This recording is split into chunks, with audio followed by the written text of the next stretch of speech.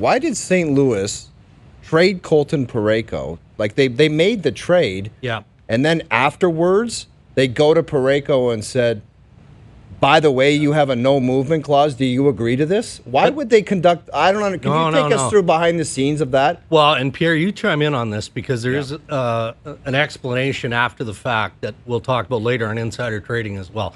To be fair, that's how the process should operate. You know, it makes more sense to have an agreement, a trade agreement with the two clubs, so that you can go to the player and say, okay, here's the deal. We wouldn't come to you. But why not go to him beforehand and say, do you have any interest in going to Buffalo? Like, is that kind of... Well, they had to make the deal first. They had, like, look. You have to know the trade. Yeah, Doug Armstrong is a tough thing. He's not trying to give Colton Parayko away, right? He's trying to make his club better.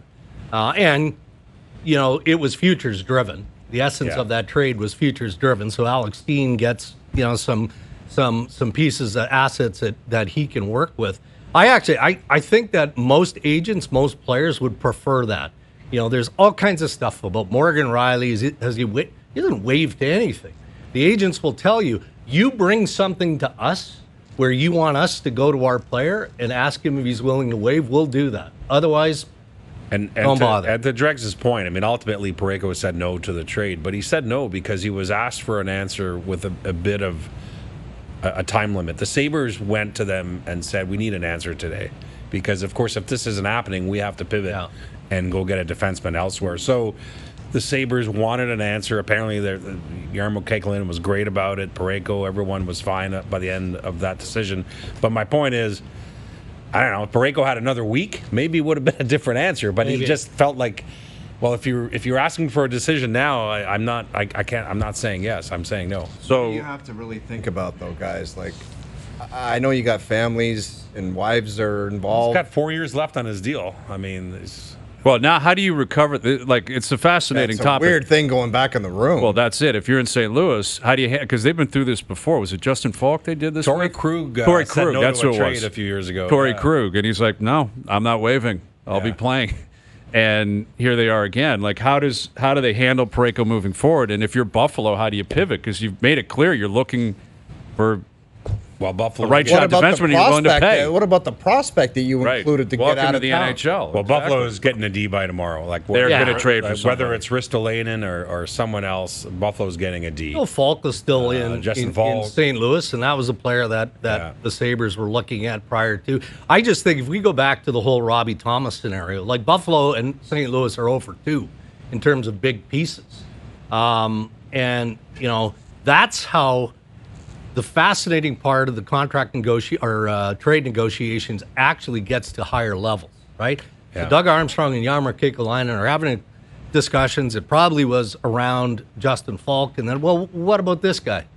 You know, all right. Well, then it turns over to Robert Thomas, and you get into piece 3. Okay, yeah, we're good. Piece 4, I'm not so sure about that, right?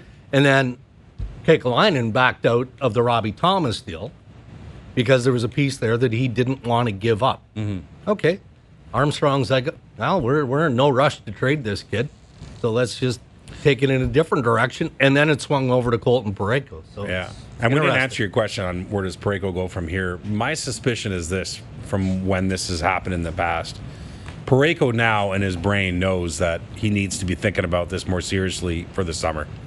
That they're going to come at him again. If not, by the way, if not before tomorrow, 3 Eastern. But my point is, I could see a summer trade now involving him because now his brain is in a place where he knows, I got to think about this with my family. Like, the Blues are rebuilding.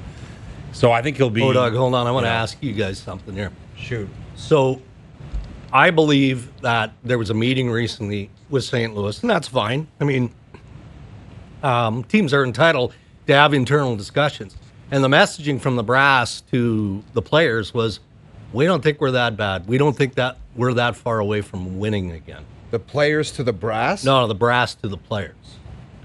And so how does that manifest when you're creeping up against the trade deadline? And I was told that earlier today, and I'm like, well, I guess I need to watch more St. Louis games because they don't look even close. Mm-hmm.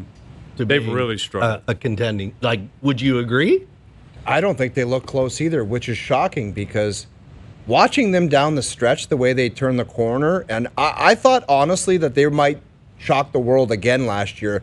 They won like Winnipeg, that's for sure. Yeah, yeah, they won series. like 17 out of 20 near the end of the season or something stupid like that to get in. And I'm like, these guys are unbeatable right now. Yep. And they might cause serious problems in the playoffs. And don't forget, on top of all of this is the very rare situation where the Blues announced 2 years ago they were handing over the GM keys from Doug Armstrong to Alex Steen. You never see something like that announced that publicly.